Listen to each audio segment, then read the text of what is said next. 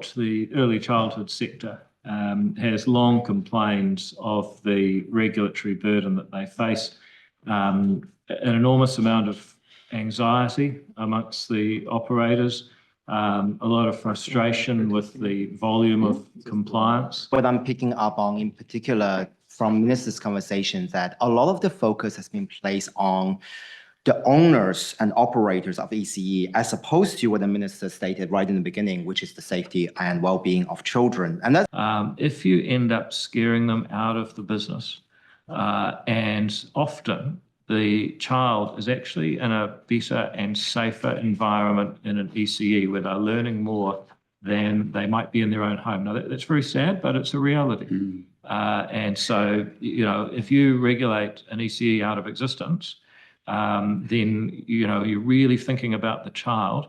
That may end up with a worse consequence for the child. For those of you who don't know who we are, we represent parents and caregivers across the motu who want safe, high quality and affordable early childhood education for our tamariki. Our core message is this: this bill puts profit before children and it sidelines parents and whānau. With this bill, if this bill goes through in its current format, that parents would have more confidence that their children would be taught well in an early childhood education centre and were safe? No, not at all.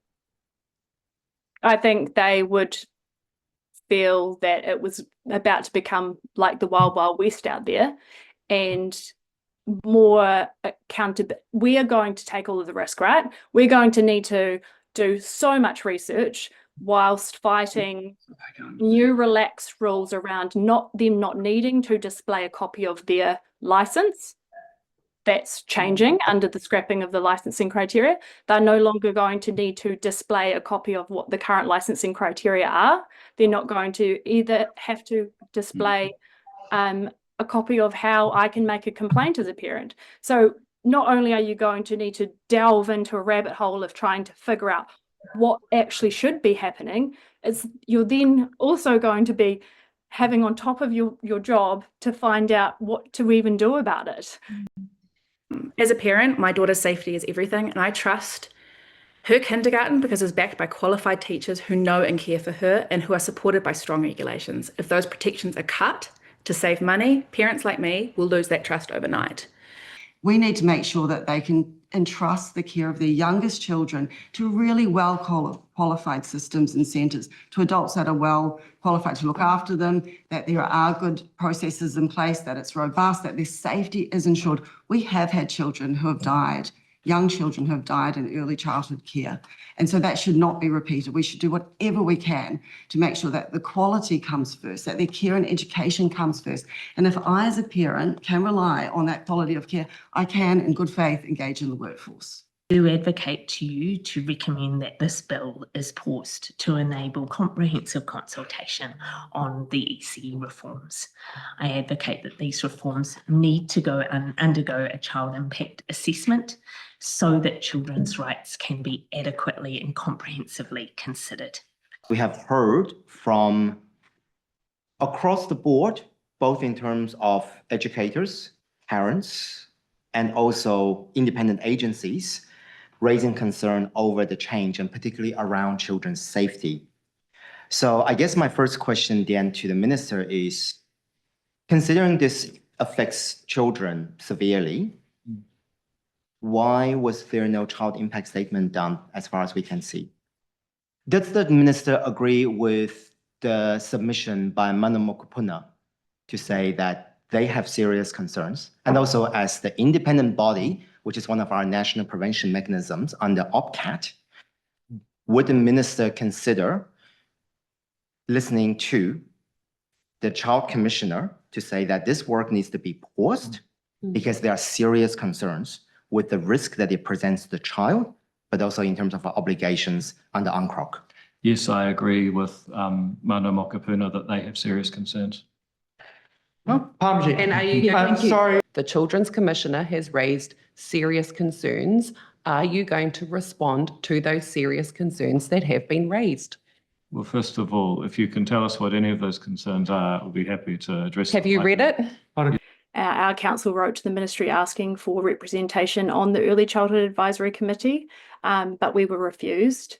We were told that they only wanted to hear from providers, not from families. Parents have literally been cut out of decisions about our own children. Standards in safety are also being eroded. Those of us who have managed to become engaged and understand and interpret the really confusing language have found that key licensing criteria are being scrapped, including those requiring parents to be involved in learning decisions about their own children. We really are being treated as bill payers, not as partners in education. The government already gives $3.1 billion a year to providers, plus $11 million in family boost rebates, yet there are no controls on fees. We remain exposed to rising costs, and private providers aren't even required to display their fees publicly. Families can't easily compare costs despite paying the bills and taxes. The government doesn't advertise private schools or universities, so why should it promote private childcare chains? This is a highly profitable sector. Brokers openly market childcare centres as one of the most profitable investments in New Zealand, a seller's market with pre-qualified buyers lining up. Private providers are already doing well, fueled by billions in public subsidies, yet this bill gives them what they want: fewer strings, less oversight, and looser accountability, all at the expense of families and our children. We also feel that this is a breach of partnership with us as whānau by removing licensing criteria like C12. It guts parent involvement in decision-making about our children. Stripping out utility obligations breach the principles of partnership, participation and protection, and creating a new sheriff role with sweeping delegations risks silencing parents further. Families already fear reprisal for speaking out. We know this at my ECE, so this could get way, way worse. We think that the for-profit ECE lobbies claim regulation is burdensome. It's quite honestly, it's offensive to even use that term. It's there to protect our children and keep them safe. Evidence actually says otherwise, and the report results show that the majority of people who responded said it was a problem with the interpretation of the regulation. So there wasn't an overwhelming sense that regulations were the issue, it was how they were being interpreted on the ground. To me, that talks to system failure inside the centres, management and culture within those centres. That's not saying there's an issue with the actual regulation. So they are delivering strong profits under the current rules. That's only going to be, they're only going to do better, right? Regulations are not strangling that sector. They are the bare minimum safeguards for children and families, and parents are actually fighting to improve them. An experience that an early childhood centre had earlier this year, a very well regarded, much loved by its rural community, went to the brink of shutdown, would have probably been shut down without some gentle ministerial intervention. And to this day, nobody is quite clear why.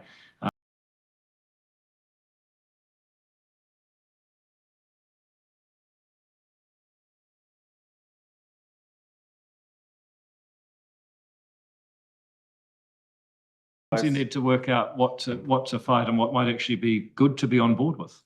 Speaking from my teacher hat, I have never found regulations to be a burden.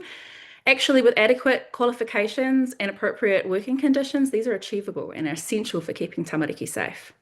If the bill is passed in its current form, the likely consequences include significantly higher government costs for lower quality ECE provision, weakened monitoring and enforcement, bias in favour of certain service providers, discretionary bias by the Director of Regulation, reduced choice of enrolment hours and diversity of services for families, children spending longer hours in subpar care environments, less provision for children's individual health, cultural, social and physical needs, developmental harm and poor long-term outcomes for children, and parents withdrawing from ECE altogether, choosing instead to rely on babysitters, form informal care networks, or leave the workforce.